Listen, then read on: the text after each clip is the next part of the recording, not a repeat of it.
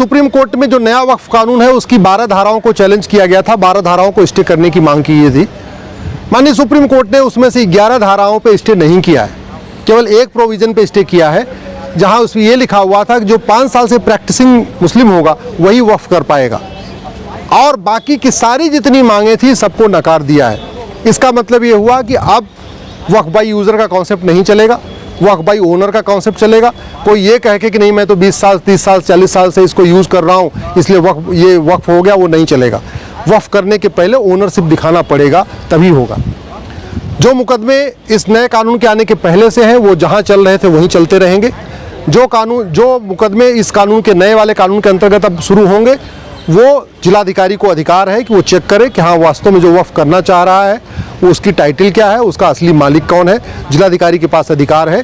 हाँ, जिलाधिकारी के फैसले के खिलाफ भी लोग अपील कर सकते हैं। वो बाकायदा बाकी जो ज़मीन के मुकदमे होते हैं उसमें भी ये प्रावधान है कि आप जिलाधिकारी के मुकदमे के खिलाफ भी ऊपर जाके अपील कर सकते हैं। एक बड़ी अच्छी बात यह है, माननीय सुप्रीम कोर्ट ने ये भी कह दिया है कि बाकी के कोई भी जो प्रावधान है नए वाले कानून में उसमें कोई भी रोक नहीं लगेगी। इसका मतलब ये हुआ 99.9% जो एक्ट है वो इस समय लागू है, उसमें मिसकंसेप्शन नहीं है, उसमें कोई कन्फ्यूज़न नहीं है। नया वाला कानून पूरी तरीके से लागू हो चुका है। एक दो विषयों पे जहां माननीय सुप्रीम कोर्ट ने अपनी राय रखी है वो भी उस पर इंटरिम ऑर्डर हुआ है, फाइनल अभी आर्ग्यूमेंट होना है। मामला ये 2 जजों की बेंच सुनेगी या ये मामला बड़े बेंच को जाएगा, अभी इस पर भी कोई फैसला नहीं आएगा कि लार्जर बेंच को रेफर होगा क्या। हमारा ये कहना है कि भारत चूंकि एक सेकुलर देश है तो या तो सबके पास अपना अपना बोर्ड हो और नहीं तो सबके लिए एक बोर्ड हो, या तो सबके लिए अपने अपने ट्रिब्यूनल हो या सबके लिए एक ट्रिब्यूनल है। अभी भी वक्फ बोर्ड है लेकिन हिंदू बोर्ड नहीं है, जैन बोर्ड नहीं है, बौद्ध बोर्ड नहीं है, सिख बोर्ड नहीं। इस नए वाले कानून में भी वक्फ ट्रिब्यूनल है लेकिन हिंदू के पास अपना ट्रिब्यूनल नहीं है, जैन के पास अपना ट्रिब्यूनल नहीं है, बौद्ध के पास अपना ट्रिब्यूनल नहीं है, सिखों के पास अपना ट्रिब्यूनल नहीं। तो ये जो अभी भी नया कानून आ गया मैं उसका स्वागत करता हूँ, लेकिन नया कानून अभी भी संविधान के दायरे में नहीं है।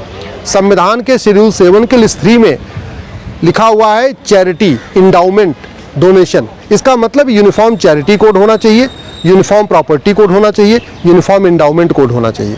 जमीन के मुकदमों का फैसला सबका एक जगह पे होना चाहिए, चाहे वो चकबंदी अधिकारी हो, चाहे वो तहसीलदार हो या कलेक्टर हो या कप्तान हो। जहां सबका मुकदमा चलता है वहीं पे भी वक्फ का भी मुकदमा चलना चाहिए। ऐसे नहीं होना चाहिए कि अगर मुस्लिम का ज़मीन का मामला है तो वक्फ बोर्ड में चलेगा, वक्फ ट्रिब्यूनल में चलेगा, और हिंदू का आपस में झगड़ा होगा तो कहीं और जाएगा। एक और भी एक समस्या है, अगर ये बोर्ड चलता रहेगा या तो केवल मुस्लिम्स का मुकदमा जहां मुस्लिम के बीच में मुकदमा हो वो वक्फ बोर्ड में जाए, वक्फ ट्रिब्यूनल में जाए, समझ में आती है। लेकिन अगर गैर मुस्लिम का है विवाद तो भी वक्फ बोर्ड में जाएगा, वक्फ ट्रिब्यूनल में जाएगा। ये बंद होना चाहिए। भारत में आज की डेट में लगभग 40 लाख एकड़ ज़मीन पे वक्फ बोर्ड ने दावा ठोका हुआ है। 40 लाख एकड़ ज़मीन पे वो काफ़ी मुकदमे आपस के खुद के हैं, मुस्लिम्स का आपस में बीच में है, लेकिन उसमें ज़्यादा मुकदमे मुस्लिम और गैर मुस्लिम के हैं, और सबसे ज़्यादा मुकदमे मुस्लिम्स और सरकार के बीच में है, क्योंकि वक्फ बोर्ड ने आर्मी की ज़मीन पे भी दावा ठोक रखा है, नेवी की ज़मीन पे भी दावा ठोक रखा है, एयरफोर्स की ज़मीन पे दावा ठोक रखा है, रेलवे की ज़मीन पे, हाईवे की ज़मीन पे, एक्सप्रेसवे की ज़मीन पे दावा ठोक रखा है, गोचर ज़मीन पे, बंजर ज़मीन पे भी दावा ठोक रखा है, नदियों के किनारे ज़मीन पे भी दावा ठोक रखा है, पहाड़ियों के किनारे भी ज़मीन पे दावा ठोक रखा है। इसका समाधान यही है, एक बार वंस फॉर ऑल सारे के सारे ज़मीन की ऑडिट होना ज़रूरी है। अगर ऑडिट नहीं होगी तो जो 40 लाख एकड़ ज़मीन पे दावा ठोक के रखा हुआ है वो ज़मीनें वापस लेना बहुत मुश्किल हो जाएगा। इसलिए मैंने इस जो याचिका है हमने उसमें ये मांग किया है कि तत्काल सभी ज़मीनों की ऑडिट किया जाए। और दूसरा, 1 नेशन 1 लॉ होना चाहिए। अगर वक्फ बोर्ड है तो हिंदू, जैन, बौद्ध, सिख के लिए भी अपना बोर्ड होना चाहिए। अगर वक्फ ट्रिब्यूनल है तो हिंदू, जैन, बौद्ध, सिख के लिए भी अपना ट्रिब्यूनल होना चाहिए। नहीं तो कॉमन प्लेस होना चाहिए, सबका मुकदमा कोर्ट में होना चाहिए, सबका मुकदमा सिविल प्रोसीजर कोर्ट के अंतर्गत जैसे बाकी मुकदमे चलते हैं वही होना चाहिए।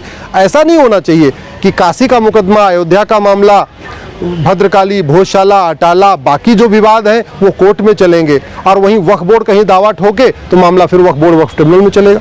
फिर तो अगर हिंदू जहां दावा ठोकते हैं उनके लिए भी अपना हिंदू बोर्ड, हिंदू ट्रिब्यूनल होना चाहिए। जैन जहां दावा ठोके फिर अपने लिए होना चाहिए। इससे बचने का एक ही तरीका है कि भारत में 1 नेशन 1 कोर्ट सिस्टम लागू किया जाए, 1 नेशन 1 ट्रिब्यूनल सिस्टम लागू किया जाए। रिलीजन के आधार पे न बोर्ड हो सकता है, न रिलीजन के आधार पे ट्रिब्यूनल हो सकता है। अभी भी जो ये वक्फ बोर्ड वक्फ ट्रिब्यूनल चल रहा है, ये संविधान के स्पिरिट के खिलाफ है।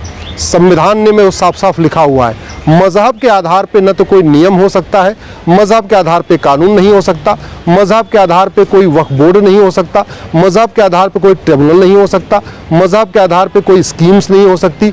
WAQF नाम का शब्द कहीं कॉन्स्टिट्यूशन में है ही नहीं है। इसलिए अभी भी नए कानून के बाद भी जो चल रहा है ये भी अनकॉन्स्टिट्यूशनल है। इसलिए हमने इसको भी माननीय कोर्ट में चैलेंज किया है और आने वाले टाइम में हम इस मामले को भी माननीय सुप्रीम कोर्ट में फाइनल हियरिंग के लिए रिक्वेस्ट करेंगे। आप देख रहे हैं शितांशु टीवी।